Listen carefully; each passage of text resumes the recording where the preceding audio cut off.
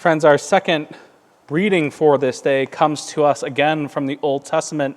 If you would like to follow along in your pew Bible or in the bulletin handout, or if you're online, a bulletin of Bible of your own, or as it will be presented for you on your screen. Let us listen now to God's holy word and what it says to us this day. Alas, for you who desire the day of the Lord. Why do you want the day of the Lord? It is darkness, not light, as if someone fled from a lion or was met by a bear or went into the house and rested a hand against the wall and was bitten by a snake. Is not the day of the Lord darkness, not light, and gloom with no brightness in it? I hate it. I despise your festivals, and I take no delight in your solemn assemblies. Even though you offer me your burnt offerings and grain offerings, I will not accept them. And the offerings of well-being of your fatted animals, I will not look upon them. Take away from me the noise of your songs. I will not listen to the melody of your harp. But let justice roll down like waters, and righteousness like an ever-flowing stream. Friends, this is the word of the Lord. Amos did not mince his words this morning, friends, as you might be able to tell a little bit, as he addressed the people of God. Amos really cuts to the point, and he makes his point clear. From his perspective, from the prophet's perspective, the people have grown apathetic. They've grown lazy. They perhaps have grown lackadaisical in how they put their faith into practice. And instead of letting their worship, instead of their praise of God coming from the heart, from a place of zeal, of passion, of love, we hear this morning that their worship is instead coming from a place where they just want to appease God, where they want to pacify God, where they want to do just enough so they feel like they're doing what they're supposed to do. That's not good enough, as we hear this morning from the prophet. The people departed from the teachings of the law and built for themselves a false idea of what it meant to follow the one who liberated them from slavery, the one who brought them to a land where they were free. Their worship has fallen from where God desired it to be. As we ponder this morning in our ongoing series, The Great Ends of the Church, and as we ponder our acts of worship, do we think that God would be pleased?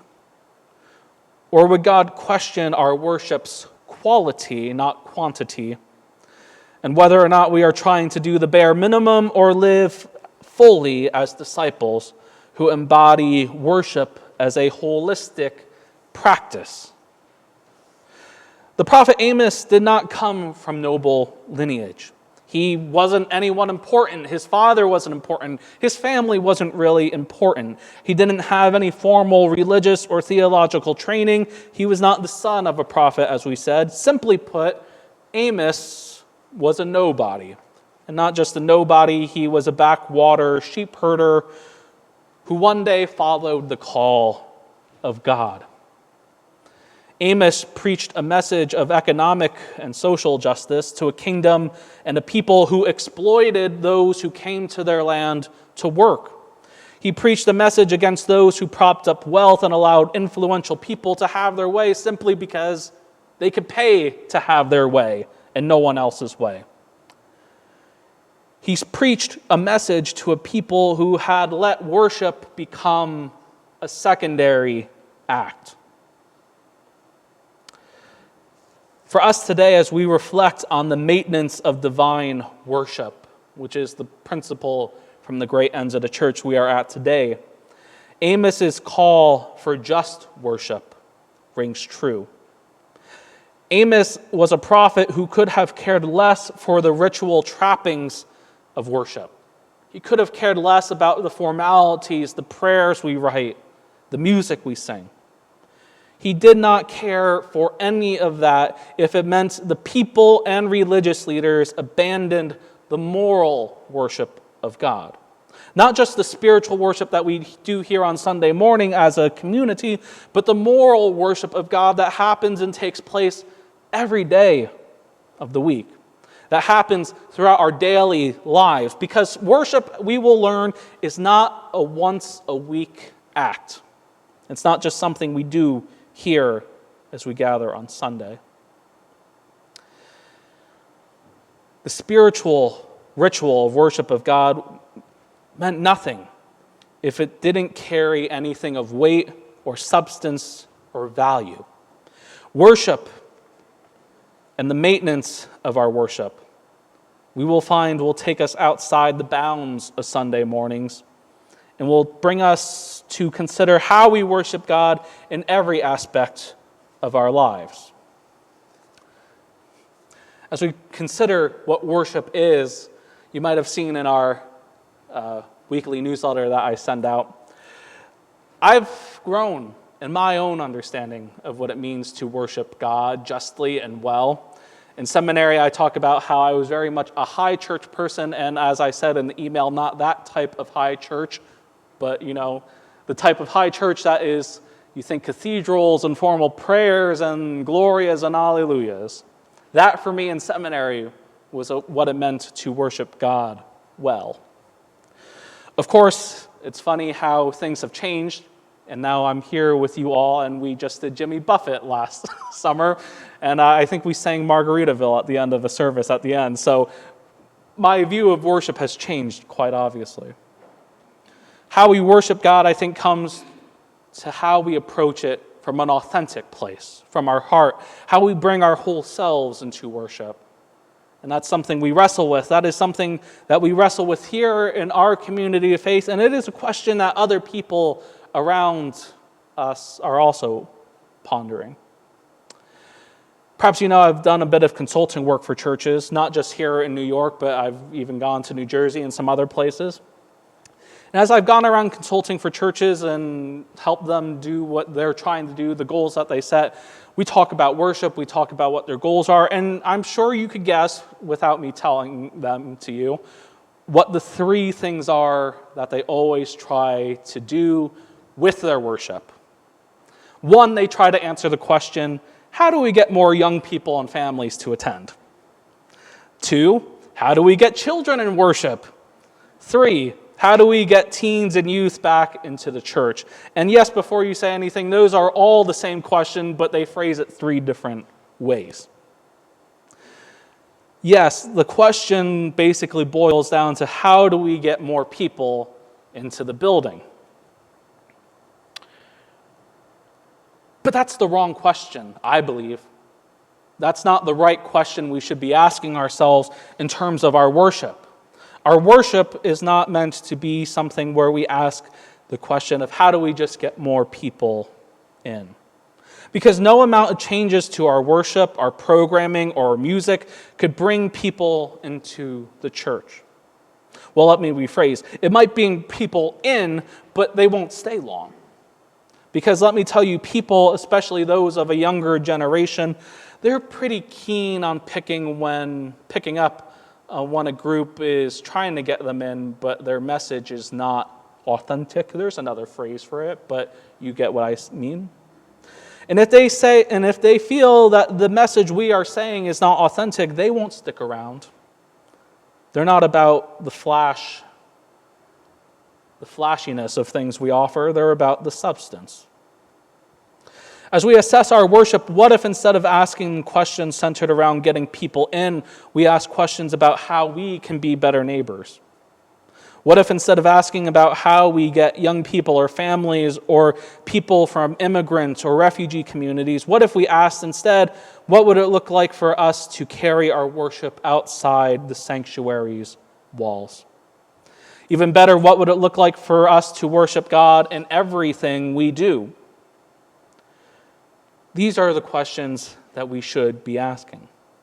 Because let me tell you, friends, if we work on reforming our sense of worship and transforming it to a practice that is all-encompassing and permeates every ounce of our being, then everything else falls into place.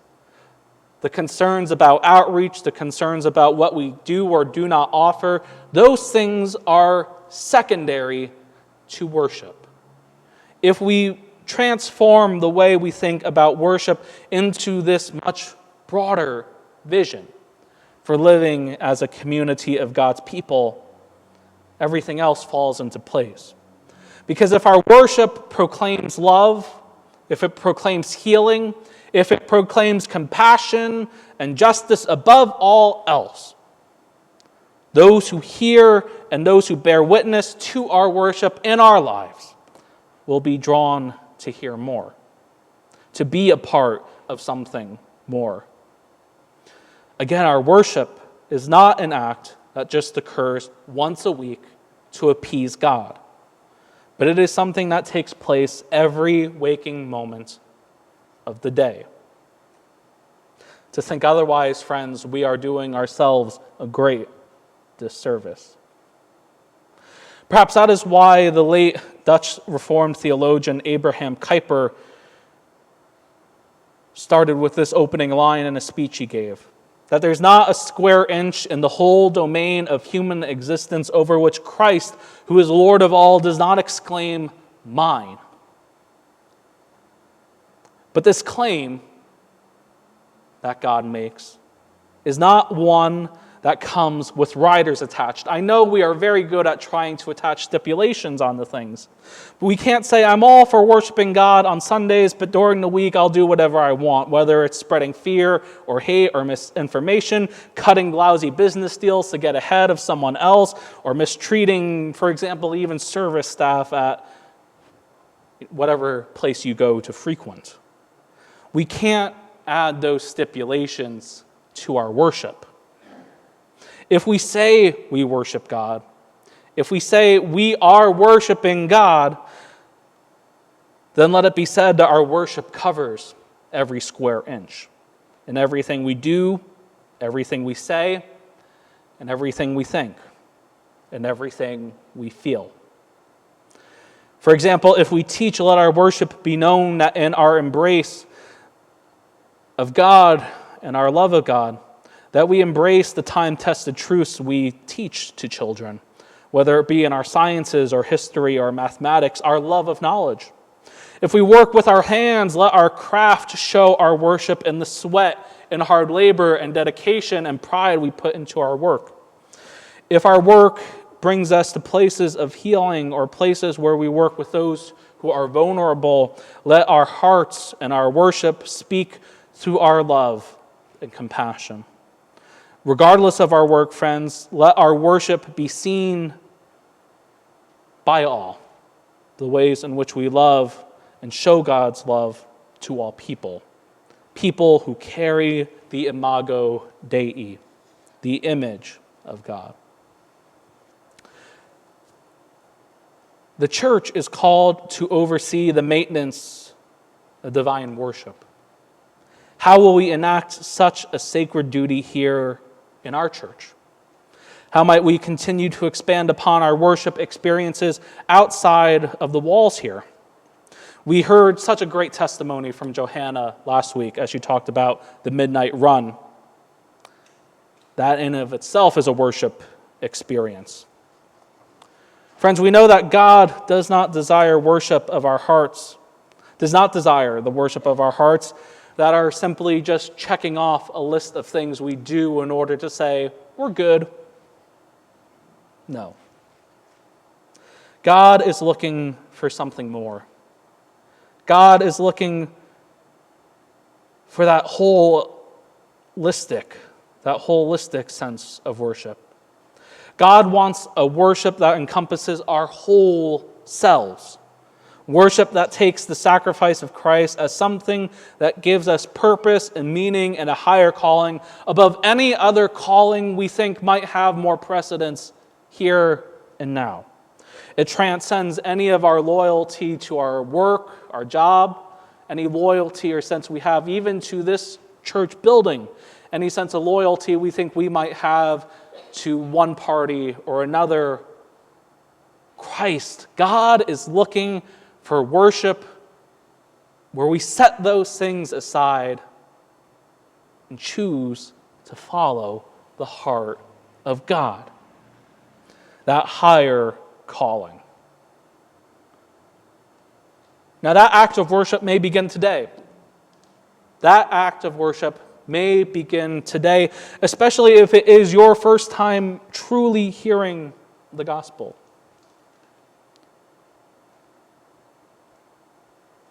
But do not let it end today.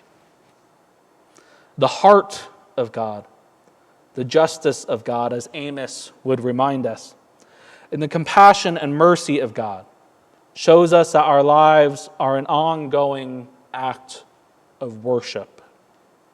Worship that claims every square inch. Worship that reminds us that Sunday is not enough.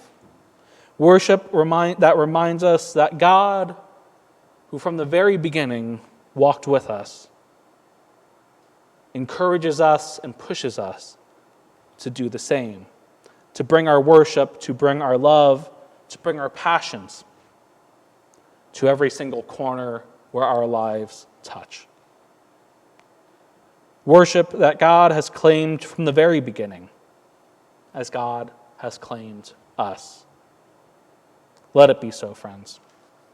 Amen.